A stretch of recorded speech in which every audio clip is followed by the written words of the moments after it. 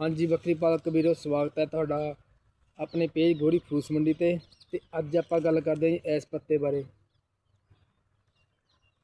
ये पत्ता जे दरख्त का है वो तुसीं आम ही सड़क ते लग्या वेखिया होगा। ना तो नहीं पता की कहते अपने तो इनू ही ज़्यादातर पहाड़ी निम्म ही कहते। तो पत्ते बारे गल ये करनी है कि कई जिन्ना भी इन्हें बकरियां जांदियां बाहर उन्हों का डंग तो लै जाता है, पर जिन्हों दी बकरियां घर दे एक जगह ते खड़ियां चोरा फिरा घट है वो भी राह पत्ता ना पाओ।